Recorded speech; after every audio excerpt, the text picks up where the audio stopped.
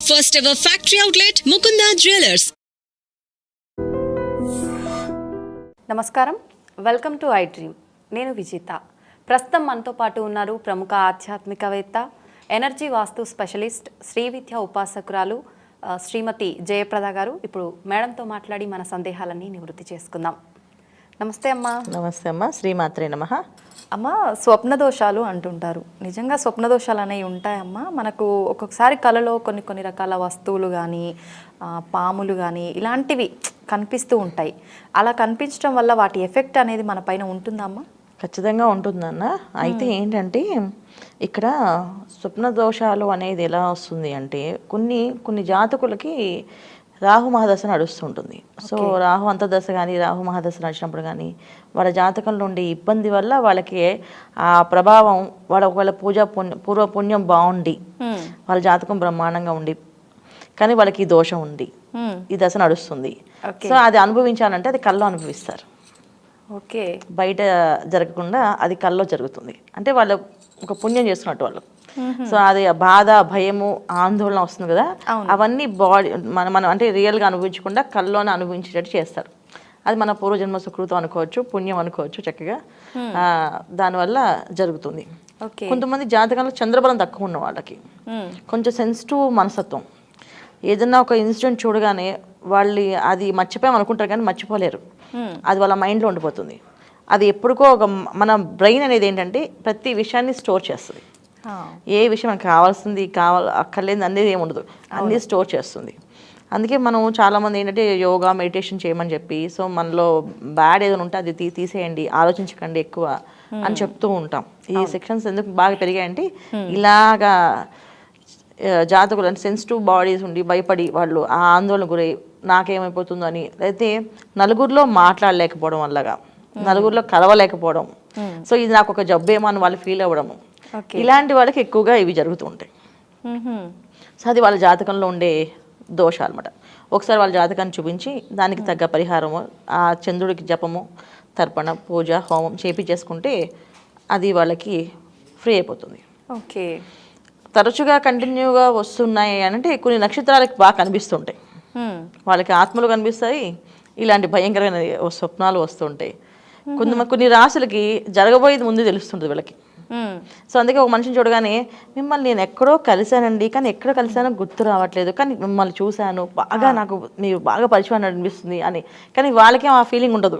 వీళ్ళకి ఉన్నంత ఎఫెక్ట్ మాట్లాడినట్టుగా వాళ్ళంత ఎఫెక్ట్గా మాట్లాడలేరు. అవునా, ఓకే అన్న చెప్పని ఎక్కడో కలిసి ఉంటారులే అని చెప్పేసి. కానీ వీళ్ళు వాళ్ళ గురించి పదే ఆలోచిస్తుంటారు. ఇంటికి వెళ్ళినా సరే ఎక్కడో చూశాను కానీ ఇది గుర్తు రావట్లేదు అని. సో అది ఈ జన్మదో అయి ఉండదు, ఏ జన్మదో అయి ఉంటుంది. సో ఆ ఎనర్జీస్ ఫార్వర్డ్ అవుతాయి వీళ్ళకి. ఎందుకంటే కొన్ని రాసులకి ఆ లక్షణాలు కనిపిస్తూ ఉంటాయి, కొన్ని నక్షత్రాలకి అవి ఉంటాయి. దానివల్ల స్వప్న దర్శనాలు వస్తాయి. ఇవన్నీ కాకుండా తరచుగా వస్తున్నాయంటే మనం బయట నుంచి వస్తూ వెళ్తున్నప్పుడు ఈ దిష్టి అని తీసేసి బయట పడేస్తారు చూడండి. గుమ్మడికాయ దిష్టి, నిమ్మకాయల దిష్టి, తర్వాత కొబ్బరికాయ ఒకటి దిష్టి తీసి పడేస్తుంటారమ్మా. ఇవి 4 రోడ్ జంక్షన్లో పడేయమని చెప్తుంటారు, అయితే వెళ్తూ ఎక్కడ దారిలో పడేయమంటారు. సో అవి పొరపాటున మనం తొక్కినా, అంటే మన వెహికల్ తొక్కినా, మనం తొక్కినా, లేకపోతే ఆ ప్రదేశంలో మనం ఆహారం తీసుకున్నా, ఇప్పుడు పడేసిన ప్లేస్ మనం తెలియకుండా కూర్చొని ఏదైనా పానీపూరి ఇవి తింటుంటారు చాలా మంది బయట. ఇలా తిన్నప్పుడు చాలా డేంజర్ అనమాట. అందుకే అసలు మన పెద్దవాళ్ళు బయట ఆహారం తినకూడదని చెప్పేవాళ్ళు. ఇంటికి వచ్చి తినండి, బయట తినకండి అని చెప్పేసాను వాళ్ళు. ఎందుకంటే ఇలాంటి సిచ్యువేషన్స్ కోసమే, ఇదే రీజన్. బయట వాళ్ళు మంచిగా చేస్తారా, స్నానం చేస్తారని కాదు విషయం. బయట ఆహారం తినకండి, ఎందుకంటే ఇలాంటివన్నీ అశుచాలన్నీ తగులుతాయి, అది వీళ్ళకి ఇబ్బంది పడుతుందని బయట ఆహారం తీసుకోవద్దు, ఇంటికి రండి, ఇంట్లో తినండి అని చెప్పేసాను. ఇది ఒక రీజన్ అనమాట. సో వీళ్ళు ఆ చేస్తున్న ప్లేస్లో వస్తే ఇంటికి రాగానే, ఇప్పుడు ఈ కాలంలో ఏంటంటే ఇంటికి రాగానే బట్టలు మార్చుకునే అలవాటు లేదు. అవును, పూర్వం బట్టలు మార్చుకునేవాళ్ళం. బట్టలు మార్చుకుని స్నానం డైరెక్ట్గా వెళ్ళి స్నానం చేసేసి. ఇప్పుడేంటంటే వచ్చిన తర్వాత ఎప్పుడో 1 గంట 2 గంటల తర్వాత టీవీ చూస్తూ ఆ సోఫాలో వాటిలో కూర్చున్నప్పుడు ఆ ఎనర్జీస్ మొత్తం సోఫా క్లాత్సే కదా ఈ బట్టకి అంటుకుంటుంది. అసలు నెగిటివ్ ఎలా వస్తుంది మన ఇంటికి అని అనేది ఏంటంటే అంటే బట్టతో వస్తుంది. ఇప్పుడు చూడండి, చేతబడి చేసే వాళ్ళ బట్టను తీసుకురండి, వాళ్ళ వెంట్రుకలు తీసుకురండి, వాళ్ళ గోల్డ్ తీసుకురండి అంటారు. సో గోల్డ్ వెంట్రుకలు దొరకడం కష్టం, కానీ బట్టది ఈజీ దొరికేస్తుందా. వాళ్ళు ఆ బట్టను తీసుకెళ్ళి చేసేస్తే ఆ బట్టలు వేసుకోవాలనిపించదు వాళ్ళకి. వేసుకున్న సేపు వాళ్ళకి ఒళ్ళంతా ఏదో పట్టేసినట్టు అనిపించి ఆ బట్టలు తీసేస్తూ మళ్ళీ ఇంకో బట్టలు వేసుకుంటే ఇంకో బట్టలు వేసిన అలాగే అనిపిస్తాయి. అంటే బట్టకు చేస్తారు అనమాట. సో ఇలాంటి పరిస్థితులు కూడా ఉంటాయి. సో ఇలాంటి ప్రదేశాలు వీళ్ళు తొక్కొచ్చినా వీళ్ళు కలిసి వచ్చినా వీళ్ళకి ఆ సిచ్యువేషన్స్ కనిపిస్తాయి. సో ఎవరికి ఎక్కువ కనిపిస్తాయి అంటే వీక్ శరీరాలు, సెన్సిటివ్ మైండ్స్ ఉన్నవాళ్ళు, బాగా సెన్సిటివ్గా ఏ విషయానైనా ఎక్కువ ఎమోషన్ అయిపోయేవాళ్ళు. దానికి ఇప్పుడు చాలా మంది సినిమా చూడగానే సినిమాలో జరిగే ఎమోషన్ వీళ్ళకి జరిగేది అనుకుని వీళ్ళు ఏడ్ చేస్తుంటారు గట్టిగా. సో అది ఎమోషన్ బట్ చాలా వాళ్ళంటే చంద్రబలం చాలా తక్కువ ఉంది వాళ్ళకి, చాలా ఎమోషన్ పర్సన్స్ వాళ్ళకి ఇవి జరుగుతుంటాయి. ఓకే. సో ఇలా తొక్కి రావడం వల్ల జరిగే అనుకోండి. సో దాని పరిహారం బట్టలు మనం మార్చుకోవడం, స్నానం చేయడం. ప్రతిరోజు ఇంట్లో స్నానం చేసినప్పుడు ఇంత ఉప్పు, రాళ్ళ ఉప్పు నీళ్ళలో వేసుకొని స్నానం చేస్తే ఎటువంటి దోషం పోతుంది. ఓకే. ఒక స్ట్రాంగ్ బాడీ ఉండి వాళ్ళకి ఏదో తొక్కి రావడం వల్ల వస్తుంది అనుకో, ఇంత రాళ్ళు ఒక చిటికెడు జస్ట్ ఒక రాళ్ళ గడ్డ, ఒక గడ్డ అలా నీళ్ళలో వేసి ఆ నీళ్ళని వాళ్ళు స్నానం చేసేస్తే చక్కగా ఆ నెగిటివ్ ఎనర్జీ పోయి వాళ్ళు హ్యాపీగా నిద్రపోతారు. ఇంకా బాగా వస్తున్నాయి ఇవన్నీ చేసినా సరే మాకు ఉన్నాయంటే పట్టిక అని ఉంటుందమ్మా.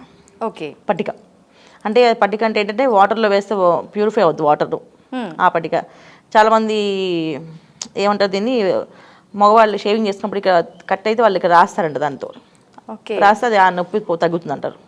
సో దాన్ని పట్టికం ఉంటుంది, పట్టిక ఉంటుంది. ఇప్పుడు మామూలుగా దిష్టిక్ అని చెప్పి వైట్ కలర్ స్టోన్ ఒకటి పెడతారు, పట్టిక, దాన్ని పట్టిక అంటాం. సో అది చిన్నది తెచ్చుకొని వాళ్ళ దిండి కింద పెట్టుకుని పడుకుంటే నెగిటివ్ ఎనర్జీస్ అంటే ఇప్పుడు ఏదైతే వీళ్ళకి కళ్ళలో బాగా జరుగుతున్నాయి, బాగా కళ్ళు వస్తున్నాయి అనుకుంటున్నారో, బ్యాడ్ డ్రీమ్స్ వస్తున్నాయని అనే ఫీలింగ్ ఉందో, పాములు కనిపిస్తున్నాయని ఉందో, సో వాళ్ళన్నిటికీ ఈ పరిహారం అవుతుంది. అంటే జాతకంలో ఏ దోషాలు లేకపోతే ఈ పట్టిక పెట్టుకోవడంలో ఆ నిద్ర చక్కగా పడుతుంది. కాలసర్ప దోషం కానీ జాతకంలో ఉన్నా, రాహు మహాదశ కానీ, కేతు అంతదశ కానీ నడుస్తున్నా ఈ స్వప్నాలు వస్తుంటాయి. ఇవి పెట్టుకుని ఏ పరిహారం చేసినా ఆ దశ అయ్యే వరకు వీళ్ళకి వస్తూనే ఉంటాయి. ఓకే. సో ఆ దశ వరకు వీళ్ళు అనుభవించాలి. లేదు నార్మల్గా వస్తున్నాయంటే ఈ పరిహారం చక్కగా వాళ్ళకి పనిచేస్తాయి. ఏది నీళ్ళల్లో ఒక గడ్డ ఉప్పు గడ్డ వేసుకొని స్నానం చేయడము, దిండి కింద ఒక పట్టిక పెట్టుకొని నిద్రించడం.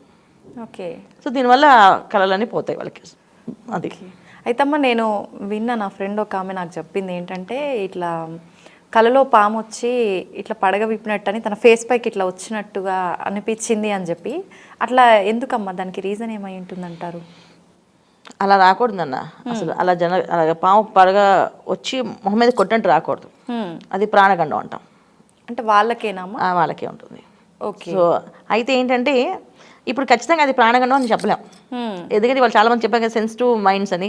ఏదో ఎక్కడో మన ఫోన్లో ఇవాళ రోజున ఇప్పుడు యూట్యూబ్ ఛానల్స్లో చాలా వరకు పాములు పట్టామనో, పాములు వచ్చాయనో, లేదా ఇలా పాములు చూసారనుకోండి, వాళ్ళకి అది సెన్సిటివ్ మైండ్ వాళ్ళే క్యాచ్ చేస్తుంది. ఆ పాములే వాళ్ళకి కళ్ళు రావచ్చు. సో అలా కొంచెం ఛాన్స్ ఎక్కువ ఉంటుంది. 90% ఛాన్స్ అదే, 90% ఛాన్స్ అవే. అంటే వాళ్ళు ఊహించుకుందే, వాళ్ళు ఒకసారి అమ్మో ఇంత భయం వేసింది ఒక్కసారిగా అనే ఫీలింగ్ ఉంది. ఆ భయం కనీసం ఒక 1 year 2 years క్యారీ చేస్తే వాళ్ళ బ్రెయిన్ అప్పుడప్పుడు తీసుకొస్తుంటుంది. సో అంతేగాని ఇవాళ మనం ఇప్పుడు చెప్పాము ప్రాణగండం అంటే ప్రతి వాళ్ళు ఇప్పుడు అమ్మ నాకు పాము కాడేసి నాకు ప్రాణగండం ఉందేమో అని భయపడుతుంటారు. అది ఖచ్చితంగా కాదు. కాకపోతే అది ఉన్నప్పుడు వస్తుంది, దశల్లో ఉన్నప్పుడు వస్తాయి. అలాగా పడగ కొట్టినట్టు వస్తుంది, పడగలతో మన చుట్టినట్టు ఉంటుంది, అది మనం చుట్టేసిందని భయం వేస్తుంది, దగ్గరికి వచ్చిందని అని ఫీలింగ్ ఉంటుంది. ఇవన్నీ ఏంటి దశలు. సో ఆ దశలు అయినప్పుడు కొంచెం మనం అనుభవించేస్తే అది పోతుంది అక్కడితో. కళ్ళని అనుభవిస్తాం, అది బయట అనుభవించాం. సో బయట జరగదు, అది వాళ్ళ పుణ్యం అనమాట. అంటే వాళ్ళ పూర్వపుణ్యం ఉంటేనే వాళ్ళకి ఇది జరుగుతుంది. బయట ఎక్కడ జరగకుండా కళ్ళలోని ఆ భయాన్ని తెప్పించి ఆ భయపడి వీళ్ళు లేచినప్పటికీ అమ్మ మేము ఇంట్లో ఉన్నావా, కానీ ఇప్పుడు దాకా నేను ఎక్కడో ఉండిపోయినా, నన్ను ఎవరో ఇది చేస్తాను భయం వేసింది అన్న ఒక భయాన్ని గురై వాళ్ళు వస్తారు, బయటపడుతుందా, అది కర్మఫలం.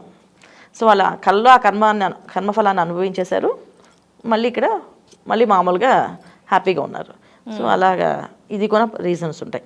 సో అందుకే మనం అన్నిటికీ కూడా ఒకటే రీజన్ తీసుకోలేం, అన్నీ వెతకాలి ఒకసారి.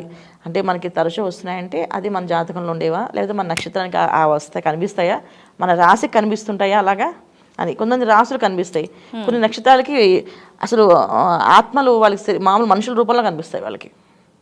వాళ్ళు మనుషులకు మాట్లాడుతుంటారు, వాళ్ళతోటి మాట్లాడడం కూడా మాట్లాడతారు. సో అది కొన్ని నక్షత్రాలకు ఉన్నాయి. సో ఇవాళ అంత ఎనర్జీస్, అంత పాజిటివ్ మైండ్ లేదు ఎవరికిను. సో అందువల్ల కనిపించకపోవచ్చు. కానీ పూర్వము కాస్త జపం అనుష్ఠానం చేసుకునేవాళ్ళు, మంత్ర అనుష్ఠానం చేసుకునే వాళ్ళు, మునిస్తులు తపస్సు చేసే వాళ్ళకి ఈజీగా కనిపిస్తుండేవాళ్ళు, వాళ్ళు మాట్లాడుతుండేవాళ్ళు, వాళ్ళు బాగా చెప్పేవాళ్ళు మా బాధ ఇది స్వామి అని చెప్పేసి. సరే ముందు ఇక్కడ ఉండకూడదు, వెళ్ళి దాని బాధ నేను తీర్చే మార్గం చెప్తాను అని చెప్పేసి పంపించేవాళ్ళు. ఇవాళ అంత ఎనర్జీస్ మనం అందుకోవడానికి అంత యోగా మెడిటేషన్ అంత డీప్గా వెళ్తే కనిపిస్తుంది. అది అంత డీప్గా వెళ్ళడం అసాధ్యం మనకి ఇవాళ ఉన్న అవును. కాలం ఎలా అయిపోయిందంటే రోబో అయిపోయింది. ఒక 10 నిమిషాలు కూర్చొని మాట్లాడాలంటేనే టైం చూసుకుంటుంటాం. అవును, అలా బిజీ లైఫ్స్ అయిపోయినాయి. సో అందుకే ఈ పరిహారాలు చేయండి, చక్కగా వాళ్ళకి నివృత్తి అవుతుందన్న. నిజంగా ప్రతి ఒక్కరిలో ఈ స్వప్న దోషాలు కానీ ఈ కళల గురించి ప్రతి ఒక్కరు చెప్తూ ఉంటారమ్మా. చాలా మంచి పరిహారం అమ్మా ఇది. అవును. Thank you. శ్రీమాత్రే నమః.